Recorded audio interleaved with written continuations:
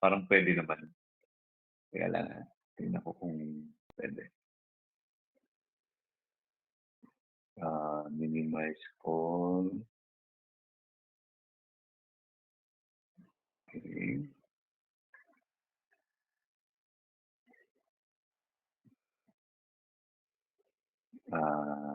Wait.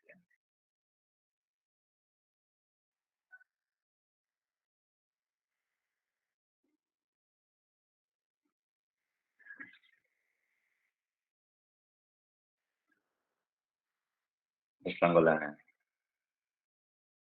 Okay. Nakikita ba? Or medyo malabo? Nakikita? Hello? Anyone?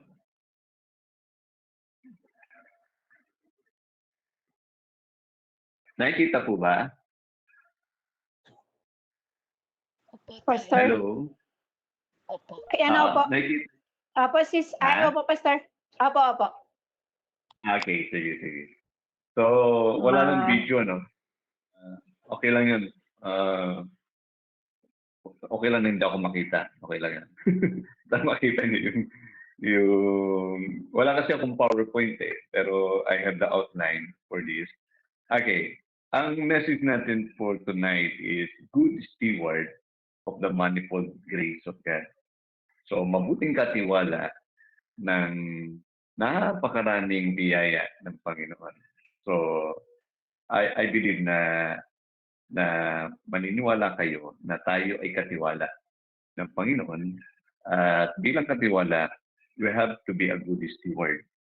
Kinakailangan maging tapat tayo na katiwala at mabuting katiwala.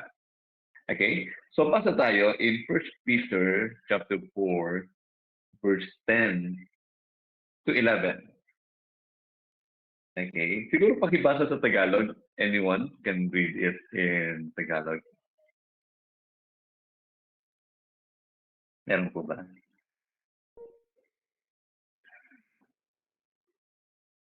First Peter chapter 4, verse 10 to 11. Andiyan naman yan sa English, pero gusto kong basahin natin. First Peter po, Pastor. Andiyan sa screen. First Peter chapter 4. Maliit kasi. 10. Sorry. Ang liit, hindi ko makita, Pastor. Sorry. Nakikita ko lang yung picture eh. Mahina na yung aking ano. Mga kapatid, paano naman? Pa-help Sige, naman. ako na lang po. Ayan, nagsabi po sa 1 Peter chapter 4 verse 10 to 11, binigyan ng Diyos ang bawat isa sa atin ng kaloob. Gamitin natin ito para sa ikabubuti ng lahat bilang matatapat na katiwala ng iba't ibang kaloob ng Diyos. Ang binigyan ng kaloob sa pangangaral ay dapat mangaral ng salita ng Diyos. At ang binigyan ng kaloob upang maglingkod ay dapat maglingkod ayon sa kakayahang ibinigay sa Kanya ng Diyos, upang mapapurihan ng Diyos sa lahat ng ginawa natin sa pamagitan ni Hesus Kristo. Makapangyarihan siya at karapat-dapat purihin magpakailanman. Amen. Okay, so tingnan nyo sa verse na yan, ibig sabihin, nabibigyan ng kapurihan ang Diyos ayon doon sa pagiging katiwala ng bawat isa. Kung tapat natin, kung matapat tayo na ginagawa kung ano yung nais ng Diyos sa atin. Sabi niya, as each has received a gift, bawat isa sa atin ay binigyan ng kaloob. Ibig sabihin, may kaloob ka, may kaloob ako. So ano man yung kaloob na yan, ay gagamitin natin para sa kaluwalhatian ng Diyos. Hindi mo gagamitin para sa sarili mo. Para maging sikat ka o whatever. For example, binigyan ka ng kaloob ng pangangaral. Gagamitin mo yung pangaral na yan para mabigyan ng kaluwalhatian ng Diyos. Kung binigyan ka ng kaloob na umawit, hindi mo gamitin sa mundo yan. Hindi ka awit ng mga word song. Di ba? Kasi binigay ng Diyos na kaloob yan tapos gagamitin mo sa diablo. Hindi pwede. Hindi ka tapat nun. Hindi ka mabuti. Dahil pag sinabing mabuti ka, na binigay ng Diyos ang kaloob na yun, ibig sabihin, you have to use it for His glory. Amen? So anumang kaloob na meron ka, binigyan ka ng kaloob ng pagbibigay or maging mabuting tagapamahala, yun, gamitin mo yun para sa Kanya. So, what does it mean to be a good steward of the manifold grace of God? Ano ibig sabihin ng manifold means multifaceted. Ibig sabihin, maraming bagay. So, ibig sabihin, tayo ay pinagkalooban ng Diyos ng maraming bagay. So, ibig sabihin, marami kang mga kaloob sa buhay mo na you have to use it only for God. So, what does it mean to use that gift as a gift to others? So, to begin our lesson in the Word of God today, we must first define what is grace and what are steward. So, dalawang bagay lang. I-define muna natin ano ba ang tinatawag nating biyaya o kaloob at ano ba ang salitang katiwala. So, dalawa lang yun kaloob ng Diyos at tayo bilang katiwala. So, grace is defined in the Greek. It means charis. So, C-H-A-R-I-S. Charis.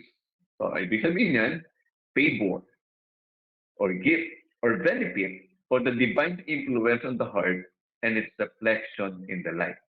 So, yung binigay ng Diyos sa atin na naipapakita sa ating buhay. Ngayon, ang Diyos ay mabuti. So, pag ang Diyos ay mabuti, so nagre-reflect sa iyo yung kabutihan ng Diyos, nagiging mabuti ka rin. Tama? Kung ang Diyos ay mapagpatawad. Di ba sinabi sa Psalm 103, God is slow to anger and plenteous in mercy. Di ba?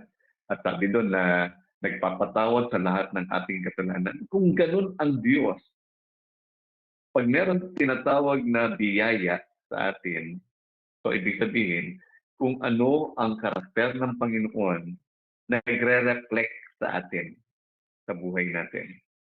Nakikita, nasasalamin. Okay?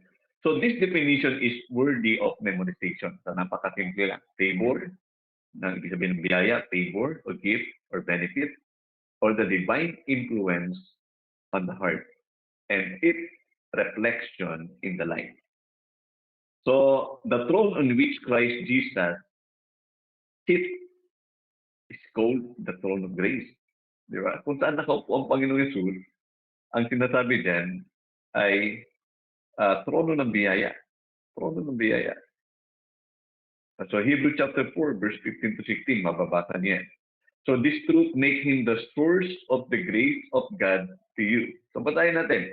Hebrews chapter 4, verse 15 to 16. Pakibasa po. Yung nagbasa na lang kanina. Hebrews chapter 4, 15 to 16.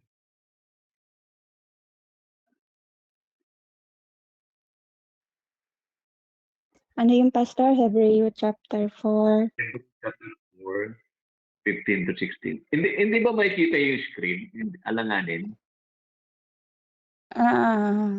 Ayan. Medyo Yan. blur po kasi siya, Pastor. Stop ko na lang para ano. Opo, Pastor. Yan. Ayan, ang sabi po dito sa Hebrew chapter 4, verse 15 to 16. Ayan, okay po yan, Pastor, para makita po yung kagwapuhan niyo po. Ayan. Baka hindi kayo mapag-focus. Nakita niyo. Sige. Ang sabi po dito, ang ating pinakapunong ito ay nakakaunawa sa ating mga kahinaan, sapagkat tulad natin, tinukso siya sa lahat ng paraan. Subalit, kailanmay hindi siya nagkasala. Kaya't huwag tayong magatubiling lumapit sa trono ng mahabaging Diyos upang makamtan natin ang habag at kalinga sa panahon ng ating pangangailangan. Amen po. So, binanggit yan, the throne of grace, trono ng biyaya ng Panginoon. So, this truth makes Him the source of the grace of God to you. So, kanina daw tayo lumalapit sa Panginoong Yesus. At saan nakaupo ang Panginoon Jesus, doon sa trono ng biyaya. Amen? So, makikita natin na Jesus Christ is the source of all the kaloob, of all the grace to you. So, lahat ng biyaya ay galing sa Panginoon. Steward. So, ang ibig sabihin ng steward, as defined in the Greek, is oikonomia. Oikonomia. O parang economy, no? Oikonomia means a house overseer and manager. Ikaw yung tagapag-alaga ng tahanan. Ikaw ay yung magmamanage, no? You are the manager. You are the caretaker. You are the administrator. You are a representative agent of an owner. So, marami tayong mga kapatid nagtatrabaho sa ibang bansa. O, sila yung bahala sa pagluluto. They are the manager of that. Sila yung bahala sa paglilinis. Sila yung nagmamanage ng mga bagay na yun. Sila yung nag-overseer, nangangalaga ng mga bagay na yun. So, iyan ang ibig sabihin ng steward. So, nangangalaga. Okay? And Jesus illustrates the integrity and the role of the stewards in Luke chapter 6, 10 to 13. So, basahin ulit natin. Luke 16, 10 to 13. Sige, kapatid, pabasa na lang ulit. Lucas 16,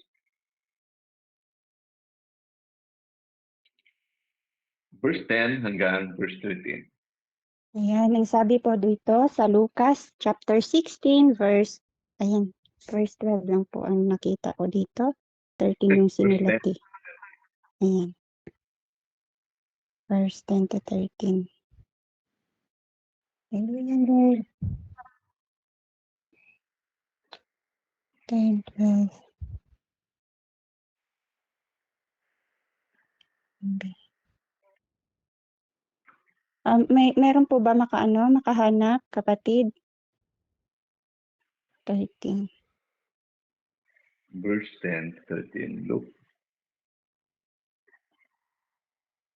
Hanggang 12 lang kasi siya dito. Kasi kung pupunta ako sa hindi ko makikita. Ayan. Parang ito na po ata. Sige. Ayan. Ay, iba, may bit kayong Bible. Baka kayo, kapatid. Kapatid. Meron ba? Anong verse po? Lucas 16, talatang 10 hanggang 13, hanggang 13. Luke 16, verse 10 to 13.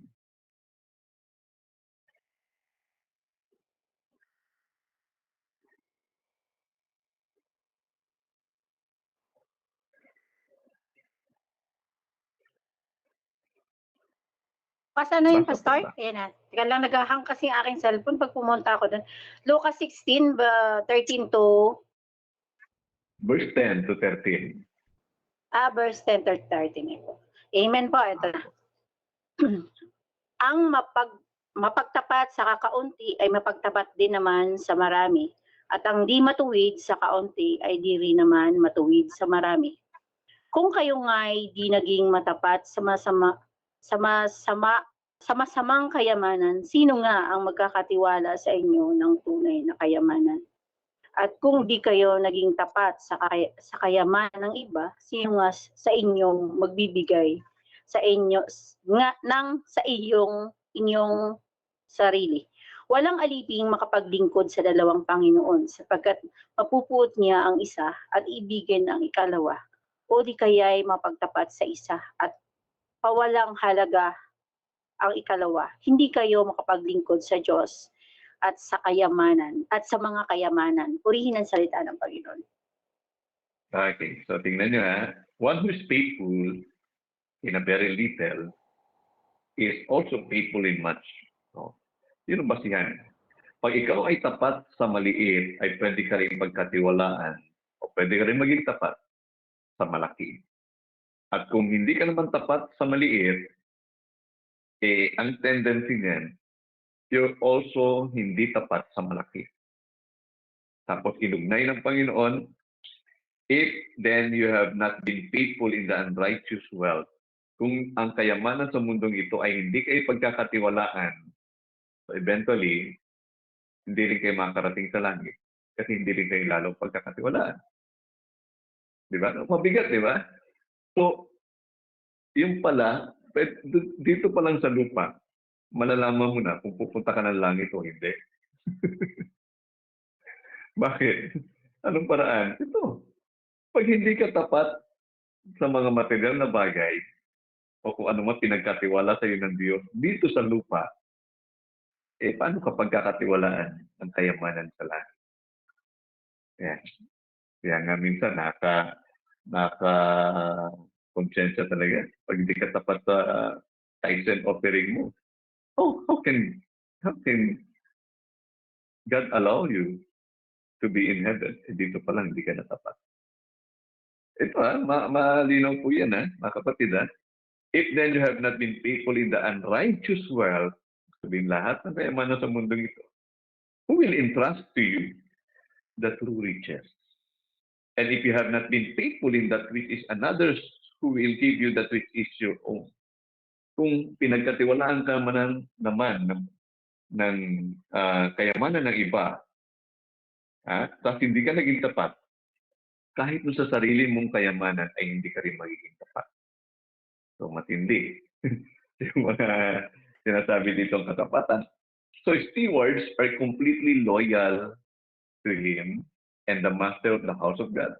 So if you are faithful in God, you have to be loyal in God. Amen? At pangalawa, stewards are proven faithful in little things, faithful in much. Ang isang tapat na alipin daw, pag tapat siya sa maliit na bagay, ay mapagkakatiwalaan din siya. Magiging tapat din siya sa mas malaking bagay. And the stewards are proven faithful in little things, in things that are not their own, faithful in what is their own. So pag sabi daw dyan, pag mapagkakatiwalaan ka ng kayamanan ng iba, ay magiging mapagkakatiwalaan ka rin sa sarili mong kayamanan. Okay? And Jesus illustrates what is steward to do. So tingnan din natin, Matthew 10, 7 to 8. Matthew chapter 10, verse 7 to 8. Basa. Matthew chapter 10, 7 to 8. Ayan, ang sabi po dito sa Matthew 10 verse 7 to 8. Ipahayag ninyo sa kanila na malapit na ang paghahari ng langit. Pagalingin niyo ang mga may sakit, buhayin niyo ang mga patay, pagalingin niyo ang may malubhang sakit sa balat, at palayasin ninyo ang mga demonyo. Tinanggap niyo ang kapangyarihang ito ng walang bayad, kaya ipamahagi rin ninyo ng walang bayad. Amen po. So tingnan nyo. As you can see here, the stewards freely have received from their master and freely give what has been given. Kung ano man yung tinanggap nila na libre, ay ibibigay nila ng libre. Okay? So nakita natin yan. So Peter is telling us that we are to actively steward the grace of God. So sinasabi doon sa verse natin kanina, yung unang verse natin, na dapat bilang mga katiwala, we have to be actively. No? Bilang mamananampalataya, we have to be actively steward of the grace of God.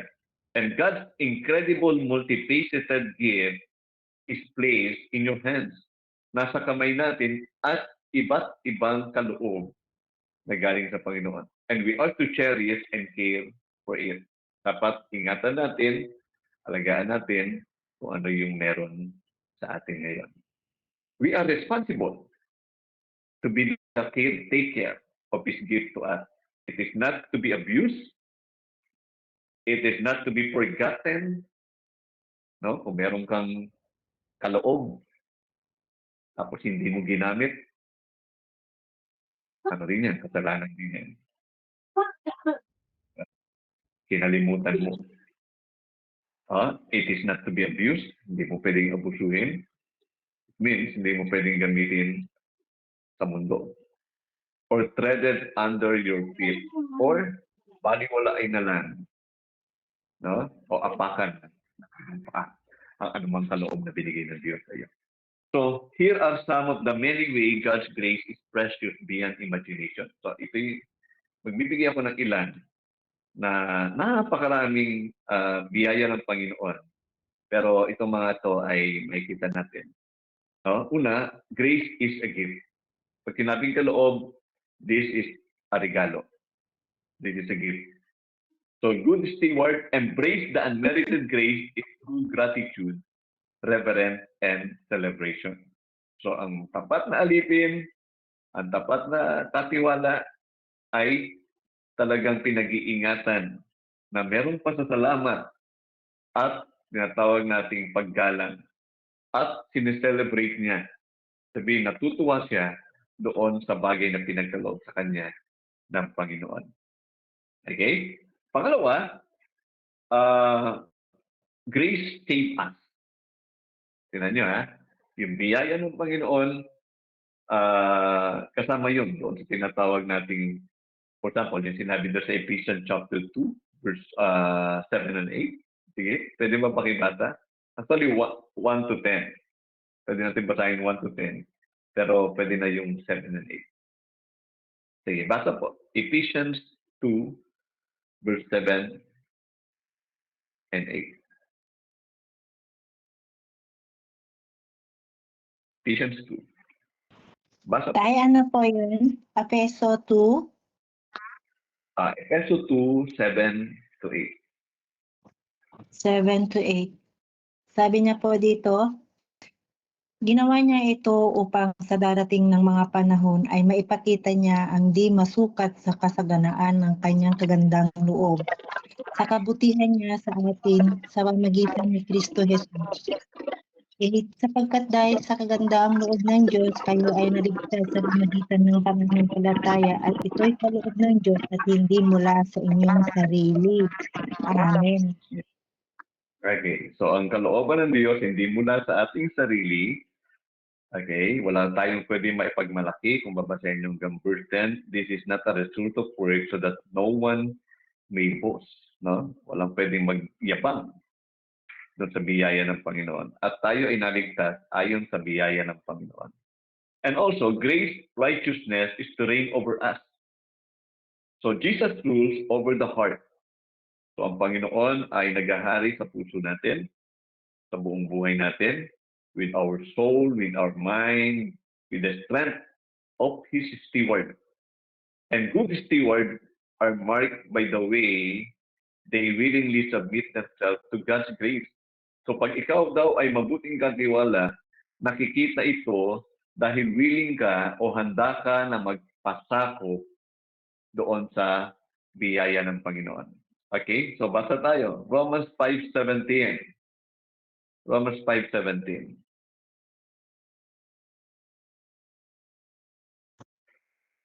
Amen po.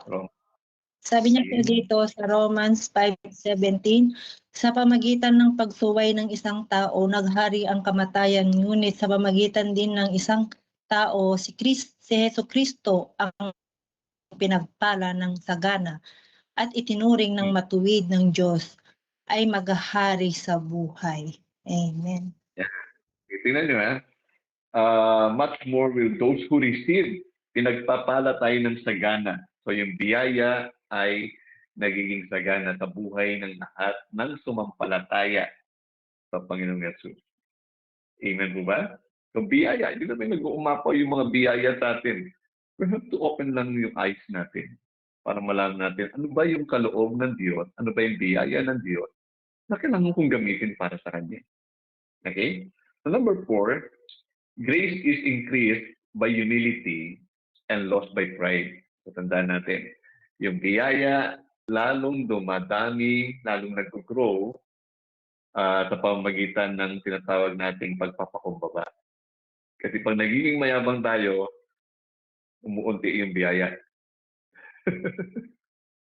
So grace is increased by humility and grace is lost by pride. Nawawala naman yung kaloob ng Diyos sa pamagitan ng yabang o ng pride. And good steward cultivate humility. So tandaan natin. So pag ikaw ay mabuting katiwala ng kaloob ng Diyos, kinakultivate mo, pinaparami mo, pinapasagana mo yung tinatawag na pagpapakumbaba.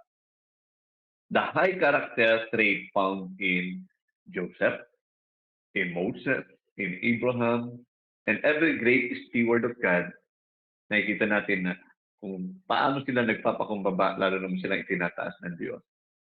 O, James 4:6, pakibasa. Santiago 4:6. Santiago 4:6.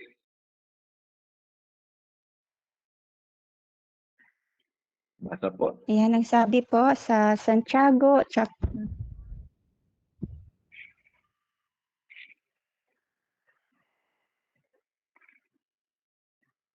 Sige na.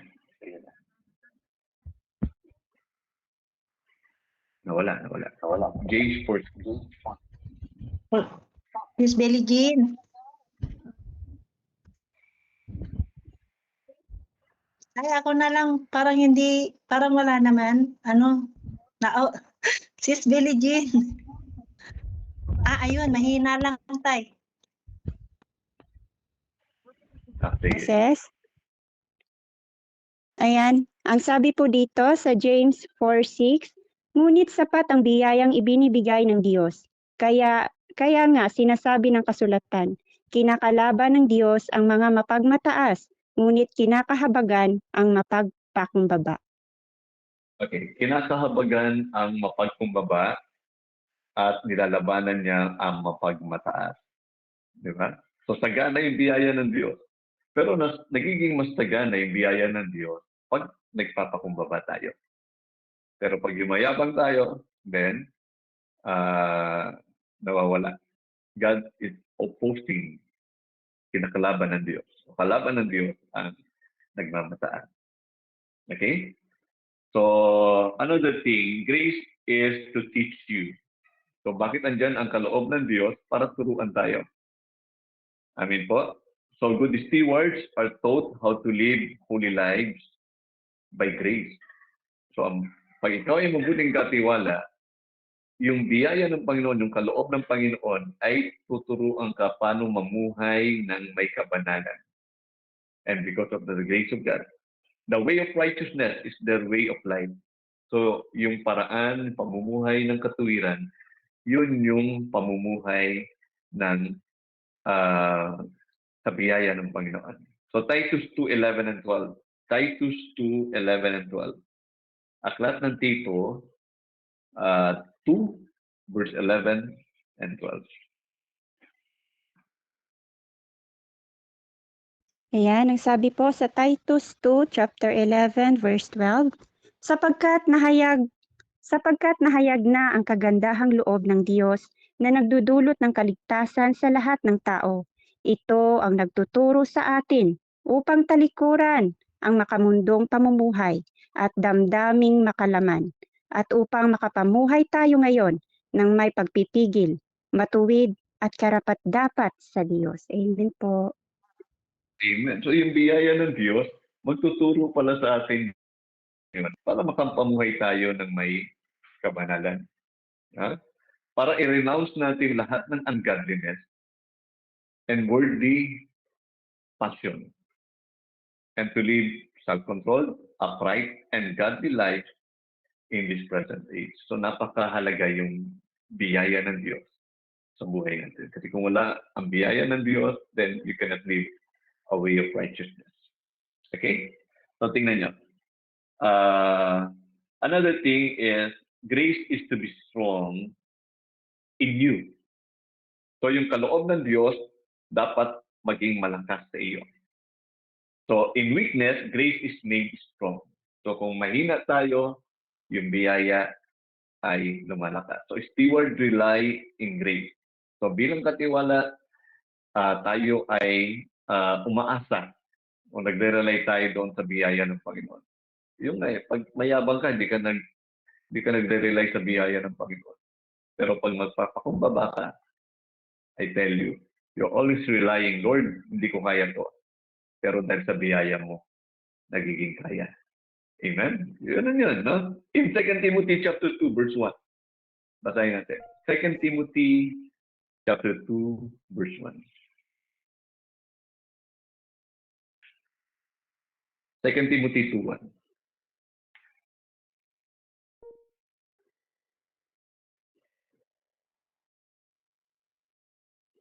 Ayan, ang sabi po sa 2 Timothy chapter 2.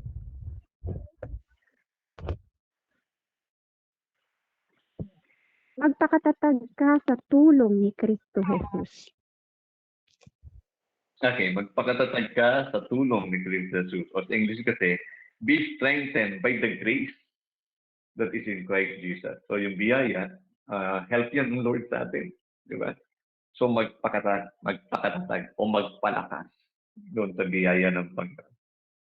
Okay? So may binanggit din si Pablo, yung sinabi niya sa 2 Corinthians 12:9, sabi niya, but he said to me, my grace is sufficient for you, for my power is perfect in weakness. Therefore, I will most gladly boast all the more about my weaknesses, so that Christ's power may reside in me. So yung biyaya ng Panginoon, sabi niya, my grace is sufficient for you. So, sapat ang biyaya ng Panginoon sa pati sa atin. Okay? Kung ano man yung kahinaan natin, sapat yung kanyang kapangyarihan sa lahat ng ating kahinaan. Amen? Okay, another thing, grace raises you up to holy purposes. So kung bakit nagbigay ang Panginoon ng kaloob o ng biyaya sa atin, dahil gusto niya mamuhay tayo sa kabanalan or with a holy purpose. You are to steward the holiness of God. Kinakailangan o tayo bilang mga steward, iniingatan din natin yung kabanalan ng Diyos. Okay? 2 Timothy 1:9. 2 Timothy 1:9. Pabasa rin po. 2 Timothy 1:9. Ang sabi po dito sa 2 Timothy chapter 1 verse 9, iniligtas at tinawag tayo ng Diyos upang mamuhay ng banal, hindi dahil sa ating mga gawa, kundi ayon sa layunin at biyaya na ibinigay sa atin ni Kristo Jesus bago pa nagsimula ang mundo. Di ba? To save us and called us to a holy calling. Kanina meron testimony, yung testimony niya na sana, prayer niya, natawagin din ng Diyos. Asawa niya ba yun? O, hindi ko alam kung asawa niya o boyfriend niya. Yun ang prayer niya. Na sana tawagin. No?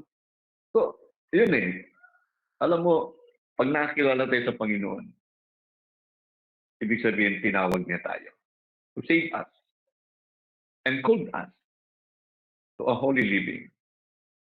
Tama? To a holy calling. So, tinawag tayo sa banal na pagkatawag. Hindi dahil sa sarili nating gawa, dahil sa kanyang layunin at sa kanyang biyaya. Amin po. So, another verse is, hindi na to. So, punta tayo sa last point natin. The steward of grace.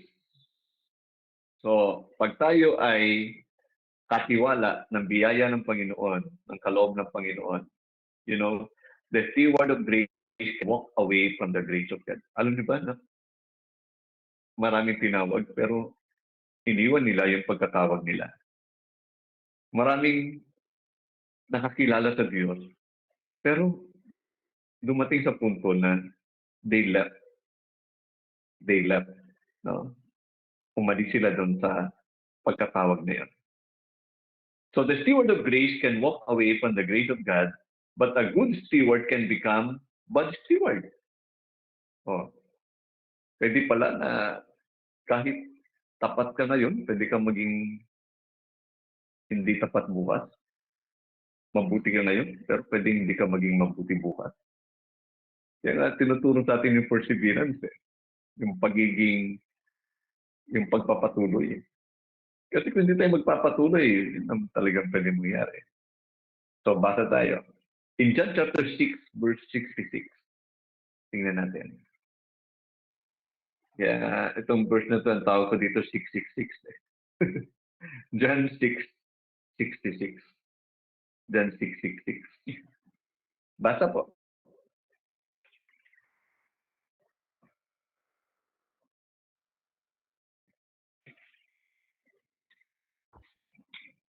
Ayan, ang sabi po dito sa John 6 verse 6. Ayan. Tinanong niya ito para subukin si Felipe, sapagkat alam na niya ang kanyang gagawin. Tama po ba, Pastor? Mali yan. John, Ay, Juan pala. Ay, tama naman. John 6. parang Ay, ano hindi po yan yung na ba? Pastor? John 6 verse 6 po ba? 66. John 6 verse 66. Oo, 666. Tatlong 6 pala. Akala ko 2 6 lang. Ayan. Hallelujah, Lord.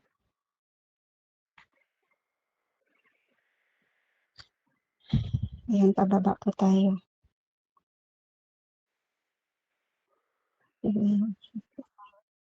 Ayan, ito.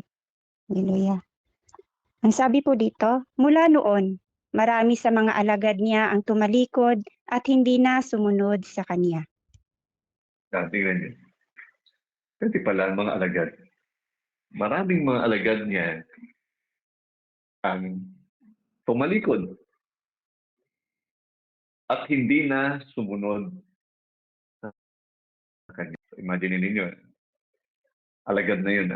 Ando na sila, nakikita na nila ang Panginoon, kasama nila ang Panginoon, naririnig nila ang Panginoon, nararanasan nila yung mga miracles, na-experience nila, na witness nila yung lahat ng pagpapagaling ng Panginoon, yung pagpapalayas ng demonyo, yung pagbuhay ng patay. Na-witness nila lahat yon, yung pagkakaroon ng pagdami ng pagkain, yung isda at tinapay. Lahat yun na-witness nila. Pero bakit dumating sa punto? Marami sa kanyang mga disciples ang tumalikod. Iniwan nila yung pagkatawag sa kanila ng Panginoon. Marami sa mga disciples ang tumalikod at hindi na sumunod sa Kanya. Okay? Basa pa tayo. Matthew 24. So Matthew 24, verse 46 to 51.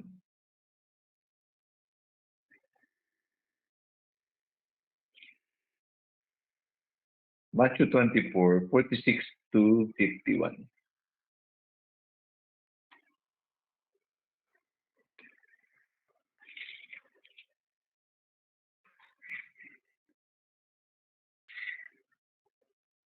Ayan, ang sabi po dito sa Matthew 24 verse 46 to 51, mapalad ang aliping iyon kapag dinatnan siyang tapat na naglilingkod sa pagbabalik ng kanyang Panginoon. Sinasabi ko sa inyo, gagawin siyang tagapamahala ng kanyang Panginoon sa lahat ng mga ari-arian nito. Ngunit, kung masama ang aliping iyon, sasabihin niya sa kanyang sarili, matatagalan pa ang pagbalik ng aking Panginoon. Kaya't sisimulan niyang bugbugin ang ibang mga alipin at makikipagkainan at makikipag-inuman sa mga lasinggo. Babalik ang Panginoon ng aliping iyon sa araw na hindi niya inaasahan at sa oras na hindi niya alam. Buong higpit siyang paparusahan ng kanyang Panginoon at pagkatapos ay isasama sa mga mapagkunwari. Doon ay tatangis siya at mangangalit ang ngipin. Okay, tingnan niyo. Itong mga verses na to. Una, ang sabi diyan, mapalad ang alipin na madatnan siya ng kanyang Panginoon na ginagawa niya kung ano yung kanyang trabaho. He's faithful, doing what he needs to do. Example, ikaw ay pinagkatiwalaan sa isang bahay. Darating yung amo mo, pero ginagawa mo kung ano yung trabaho. Pero pag biglang dumating yung amo mo, natutulog si Sister Belly Jean, hindi nakapagluto. Biro na. Nakapagluto. Sabi ng amo mo, magluto ka. Ako'y darating at kakain ako dyan. Pero tinulugan mo. Kaya sabi mo, hindi pa naman darating. Mamaya pa yun. So mindset mo, biglang dumating. At nadatnan ka na hindi mo ginagawa yung trabaho. Then, imagine niyo na lang na ganun yung sitwasyon. Pero ito mas matindi ha. Dahil ito ay tumutukoy sa ating lahat. Mapalad tayo kung ginagawa natin yung pagkatawag sa atin, ibig sabihin tayo ay steward o tayo ay nangangalaga ng lahat ng kaloob ng Diyos. Yung kaligtasan natin, inaalagaan natin. Yung paglakad natin sa katuwiran, inaalagaan natin. Yung pagiging tapat natin, inaalagaan natin. Yung mga talent natin na meron tayo, inaalagaan natin. Hindi natin ginagamit sa jablo kung kani-kanino. Yung pinagkatiwala sa atin ng Diyos, inaalagaan natin. That is blessed. Sabi dyan, servants are fortunate. Ginamit sa English ay fortunate. Maswerte. Maswerte. Di ba? Blessed. O, sa ibang version, ang ginamit is blessed. Amen? You are blessed when you are doing kung ano yung pinapagawa ng Diyos sa iyo. You are fortunate. At matagpuan ka niya na ginagawa mo yun. Pero, meron dito na alipin na hindi niya ginagawa. Okay? At in verse 47, tingnan pa in verse 47, truly I say to you, He will set him over all His possession. So, doon mo makita yung pagiging generous ng Panginoon sa atin. So, pinagkatiwalaan ka, mas pagkakatiwalaan ka pa ng mas malaking bagay. Ibig sabihin, kung pinagkatiwala lang sa iyo ay yung sala, linisin mo yan, ayusin mo yan. Sala lang. Hindi ko alam kung sa ibang bansa may mga ganun yatang setup eh. O pangkusina ka lang. Tagaluto ka lang. Yung taga-linis sa kwarto iba. Taga-linis sa sala iba. May mga ganun eh. So ganun yung setup dito. Pero ang sinasabi dito, na pag naging tapat ka, ikaw ay mapalad, at hindi lang yun. Ang sabi dito, He will set him over all his possession. You may be sure of a servant who is always faithful will be put in charge of everything the master owns. So lahat ng pag-aari ng iyong amo ay pagkakatiwala sa iyo. Parang iyo na rin yun. Di ba?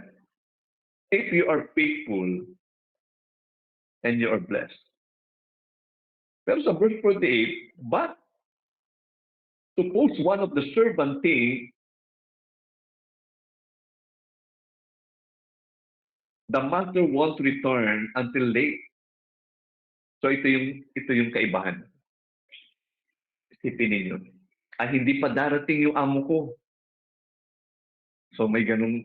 Yun ang unang Yun ang unang thinking ng hindi tapat na alipin. Hindi pa darating ang amo niya. So, pwede niya pang lustayin kung ano yung pinulustayin. Pwede niya pa siyang maglaro kung ano yung laruin. Pwede pa siyang magpa-bungee-bungee. Pwede pa siyang walang munang pakialam sa iba.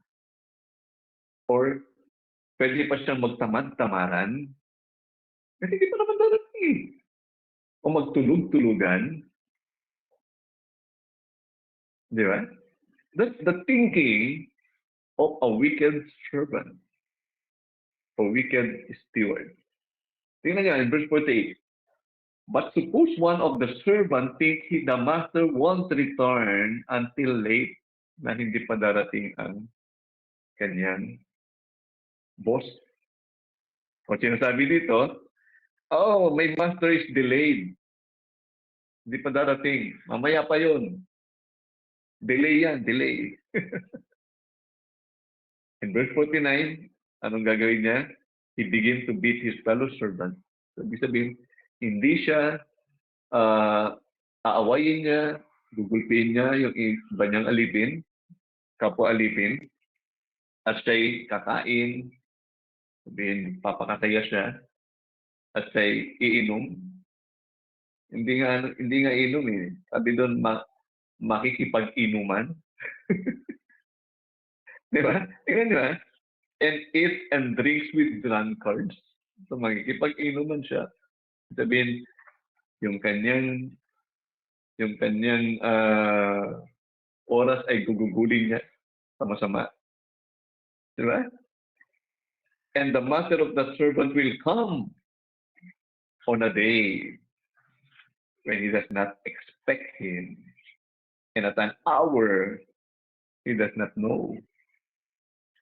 So biglang darating daw ang kanyang Panginoon sa oras, sa araw na hindi niya inaasahan, maging sa oras no, na hindi niya inaasahan.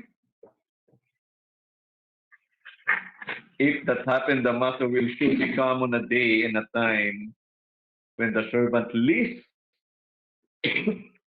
expect him. Wala talaga, hindi talaga siya naghihintay. You know, you speak to us in this last day, sa huling panahon. Maraming mga Kristiyano ngayon, hindi sila, wala sa kanilang isip na babalik na ang Panginoon.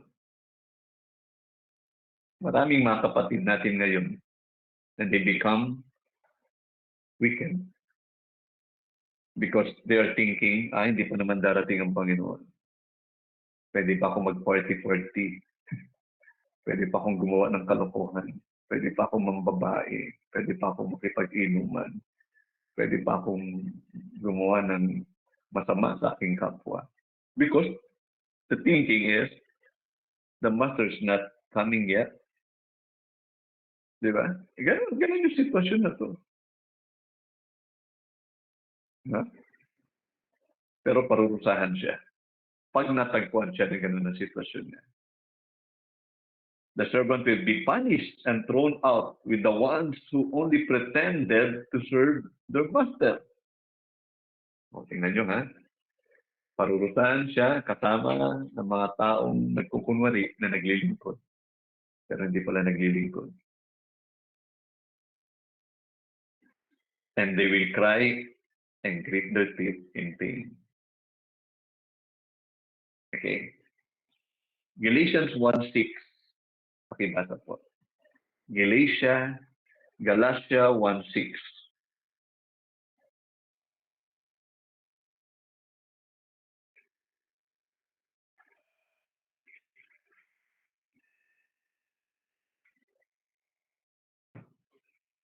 Galatians 1:6. Kaya ako na lang po, Galatians chapter 1 verse 6. Nagtataka ako kung bakit kay dali niyong tumalikod sa Diyos na tumawag sa inyo sa pamagitan ng kagandaang loob ni Kristo at kayo'y bumalik agad sa ibang magandang balita. Okay na. Amen Merong po. mga tao na napakadali nilang tumalikod doon sa biyaya ng Panginoong Yesus. Okay? I am amazed that you are so quickly turning away from Him who called you by the grace of God and are turning to a different gospel. And another verse is Hebrew 12:15. Hebreo 12:15. Hebrew chapter 12, verse 15.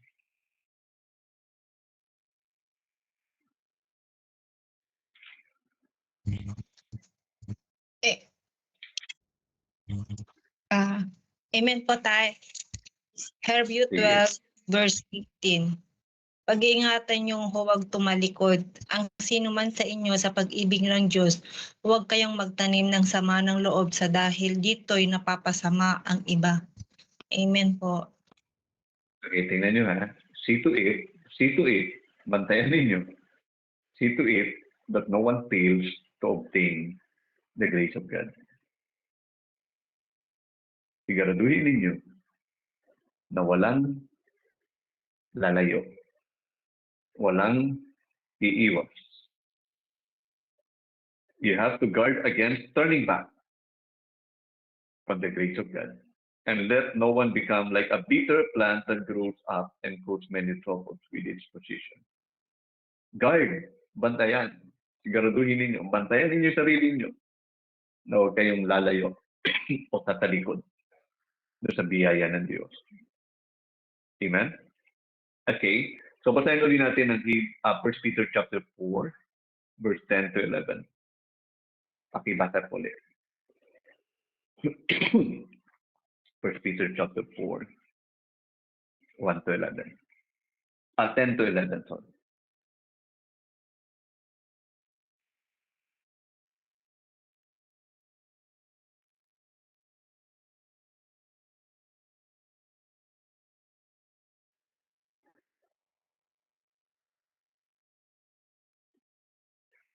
Tay, ano po ulit, Tay?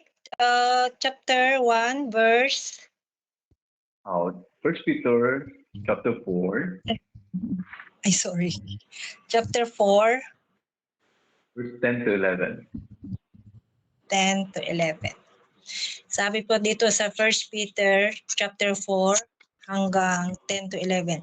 Bilang mabubuting katiwala ng iba't ibang kaloob ng Diyos, gamitin niyo sa kapakinabangan ng lahat ang kakayahang tinanggap ng bawat isa sa inyo. 11. Ang nangangaral ay dapat salita ng Diyos ang ipangaral. Ang naglilingkod ay dapat maglingkod gamit ang lakas ng kaloob sa iyo ng Diyos upang sa lahat ng bagay siya'y papurihan sa pamagitan ni Hesu Kristo. Sa Kanya ang kapangyarihan at karangalan magpakailanman. Amen. Amen. So, napakaganda, di ba? About ito sa atin, gamitin ninyo yung kaloob na binigay sa atin ng Diyos. It means when you use it, you have to be faithful on it. You have to be a good servant or a good steward of the grace of God. Amen? So, bawat isa sa atin, tinawag tayo ng Panginoon for this at wag tayong tatalikod doon sa pagkatawag ng Diyos sa atin. Gamitin natin lahat para lamang sa kalwalatian ng Panginoon. Sige, let us pray. Lord, salamat sa biyaya na aming natanggap, sa biyaya, Panginoon, na libre na pinagkaloob sa bawat isa sa amin. At ang biyaya na to ay magdudulot ng pagliligtas sa aming mga kaluluwa. At gayon din sa mga biyaya na to, sa mga kaloob na to, Panginoon, nawa maging tapat kami na gamitin namin para sa kabanalan, for the purpose, Father God, into the righteous living, a holy living. So, pagpalain ng bawat isa sa aming Panginoon, bagamat this is only an online prayer and Bible study. So we pray, Father God, kaya mo, Panginoon, na abutin ang bawat isa, Panginoon. At nawa masungkungan ng bawat isa na tapat na naglilingkod sa iyo. Salamat po. Maging aming mga mahal sa buhay, patuloy din namin pinapadalangin. Naabutin mo rin sila, Panginoon. Purihin ka, O Diyos. So aming dalangin sa pangalan ng Panginoon Jesus. Amen. Amen. Maraming salamat po, Tatay Deb, sa inyong buhay at sa kapahayagan ng mensaheng ito ng ating Panginoon. Ano po? Tayo po ba ay mayroon ditong application? Amen. Praise God. Sige po, tawag muna po tayo ng kahit dalawa lang po ang para sa application. Para po sa natutunan natin, ano po, sa mensaheng ito na naibaba ng ating pastor. Praise the Lord. Sige po, Sister Selena, mayroon po ba kayong nais ibahagi? Amen. Ayan, yung ano tayo, pinagkakatiwalaan ng Panginoon.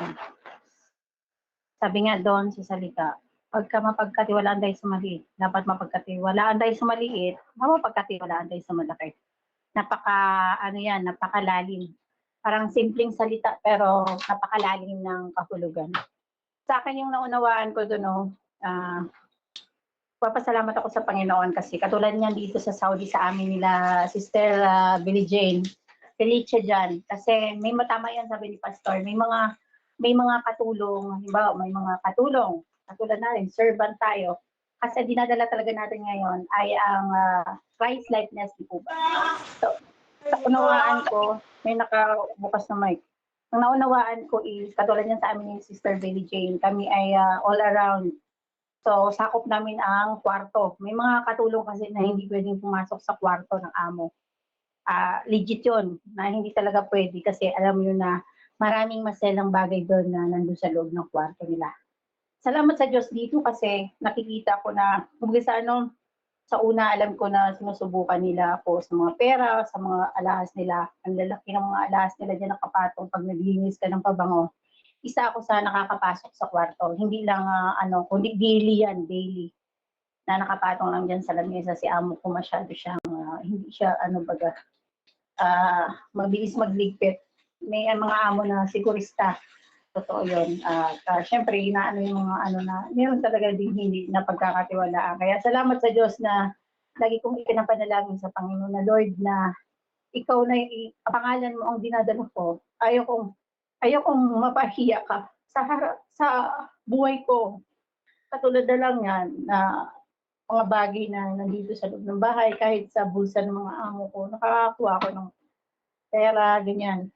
Ganon din na sa pamamalengke, sa pag-grocery. Ang amo ko nakasunod lang yan. Pero sa akin lahat ang dampot. Kaya tinatanong ay siya ng asawa niya. Kasi matagal ng asawa niya wala dito eh. 2 months. Kasi bakit daw ako lahat ang nagdampot, nagparking sila, nakadami na akong dinampot, nilagay ko na kung alam ko ba daw lahat ang mga ginagawa ko.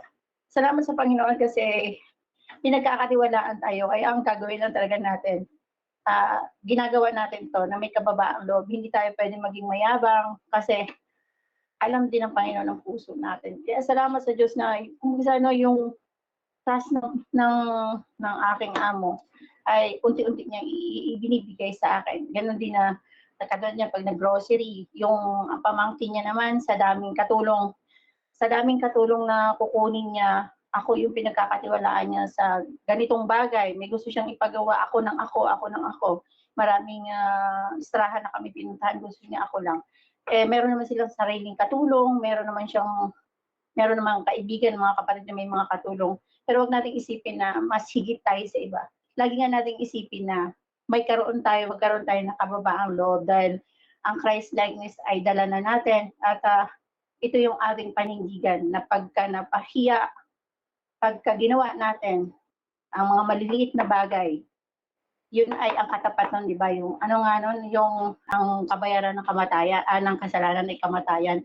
Kahit kumuha ka ng piso o nakialam ka sa mga bagay-bagay, nakikita ng Panginoon kung ano yung ginagawa natin. Yun lang ang natutunan ko, maging Christ-likeness tayo at maging tapat tayo sa maliit na bagay at kailangan patuloy natin ipanalangin sa Panginoon kasi sabi nga doon, may nasa si Pastor na dumarating sa puntong yung mga pagkakataon na lingkod na ng Panginoon, nagbabackslide pa. Kaya nakasandal tayo lagi dapat sa Panginoon. Kasi may mga pastors na naging Katoliko, maraming mga tao na sobrang parang nakikita na natin na matatag ang pananampalataya. Pero nabubuwal pa rin, nagiging mahina pa rin.